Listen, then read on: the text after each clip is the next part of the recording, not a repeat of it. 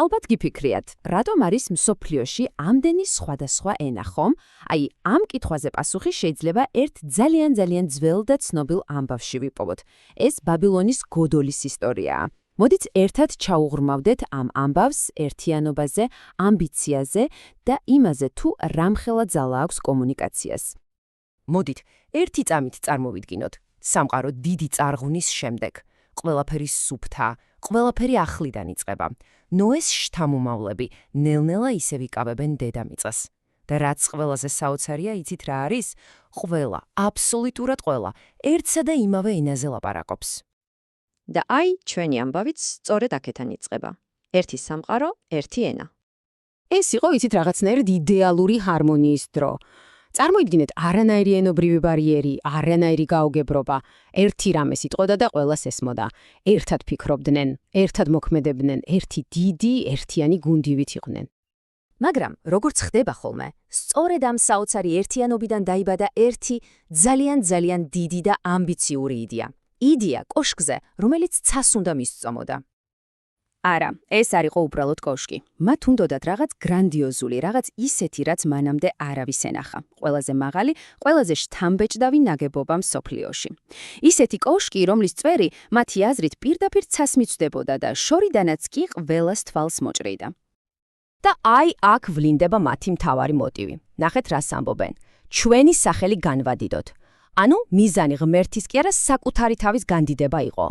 მათ უნდოდათ, რომ ერთ ადგილას დარჩენილიყვნენ, სახელი გაეთქვათ, ეს კი სხვათა შორის პირდაპირ ეწინააღმდეგებოდა ღვთის დანაბარებს, რომ გამრავლებულიყვნენ და მთელი დედამითა დაესახლებინათ.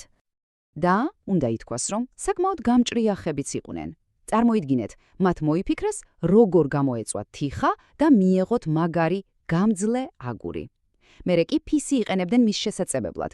და დაიწყო მშენებლობა. აგური აგურზე, სართული სართულზე. ერთიანი ძალებით მათი კოშკი ნელ-ნელა ცისკენ მიიწევდა. ხალხი სრულიად შთანთქმული იყო თავისი ამბიციური გეგმით.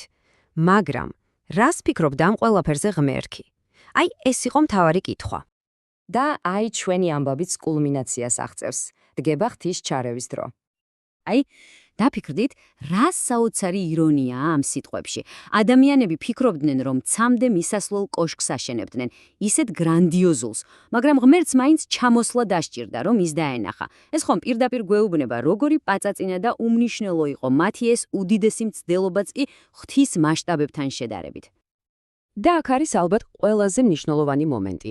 ღმერთმა დაინახა, რომ ამ ერთიანობით და ერთი ენით მათთვის შეუძლებელი არაფერი იქნებოდა. რასაც კი მოისურვებდნენ, ყველაფერს გააკეთებდნენ. მათი ამპარტავნება და ამბიცია კი სულ უფრო და უფრო გაიზრდებოდა საზღვრების გარეშე. და რა მოჰყვა ამას? სრული დაბნეულობა და ხალხის გაფანტვა. აი, წარმოიდგინეთ ის სცენა რა მოხდებოდა. ერთი მუშა მეორეს ეძახის აგური მომაწოდეო. მაგრამ მეორეს ესმის რაღაც გაუგებარი ბგერების რახარუხი. ბრძანებებმა აზრი დაკარგა, გეგმები ჰაერში აორთქლდა და უზარმაზარი მშენებლობა უბრალოდ ერთ წამში შეჩერდა. ნახეთ, რა დრამატული ცვლილებაა. მანამდე გყონდა ერთი ენა, იდეალური გუნდური მუშაობა და ერთიანი ხალხი. და შემდეგ უამრავი ენა, სრული ქაოსი და ერთმანეთისგან გაუცხოებული დაშლილი ჯგუფები. ადამიანები, რომლებიც გუშინ მეგობრები იყვნენ, უცებ ერთმანეთისთვის უცხოები გახდნენ. და სწორედ ამ დაუმთავრებელ ქალაქს დაერქვა ბაბილონი, რაც სიტყვასიტყვით არევას, დაბნეულობას ნიშნავს, იმიტომ რომ სწორედ იქ აურია ღმერთმა მთელი დედამიწის ენა. ეს ადგილი ერთგვარ ძეგლად იქცა. ძეგლად ადამიანური სიამაყისა და ამავე დროს იმ წერტილად, საიდანაც მსოფლიოს სხვადასხვა ენები წარმოიშვა. კარგი, ეს ამბავი მოვყვევით, მაგრამ მაინც რას გვასწავლის ბაბილონის ამბავი ჩვენ დღეს? მოდით, მოკლედ შევაჯამოთ რა მოხდა. თავიდან წარღვნის შემდეგ ხალხი გაერთიანდა. მერე გადაწყვიტეს უზარმაზარი კოშკის აშენება, რომ საკუთარი თავი განედიდებინათ ღმერთის გარეშე. ღმერთმა დაინახა მათი სიამაყე და ენები აურია. შედეგად მშენებლობა შეწყდა და ხალხი მთელ მსოფლიოში გაიფანტა. თუმცა ამბავი აქ არ მთავრდება, რადგან ღმერთს მაინც ჰქონდა მათი ხსნის გეგმა. და აი ეს არის ალბათ ამ ისტორიის მთავარი სათქმელი. სიამაყეს ყოველთვის ნგრევა მოაქვს. ადამიანებს სურდათ სახელი გაეთქვათ საკუთარი ძალებით, მაგრამ ავიწყდებოდათ, რომ ნამდვილი ერთიანობა ადამიანურ ამბიციაზე კი არ დგას, არამედ ღმერთშია საპოვნელი.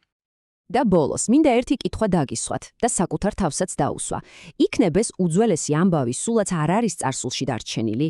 რა არის ჩვენი თანამედროვე ბაბილონის გოდოლები? რას ვაშენებთ დღეს იმისთვის, რომ ჩვენი სახელი განვადიდოთ ღმერთის გარეშე? იქნებ ეს ტექნოლოგიური მიღწევებია, სიმდიდრე ან ძალაუფლება? აი ამ კითხვაზე ალბათ თითოეულმა ჩვენგანმა პირადად უნდა ვიფიქროთ.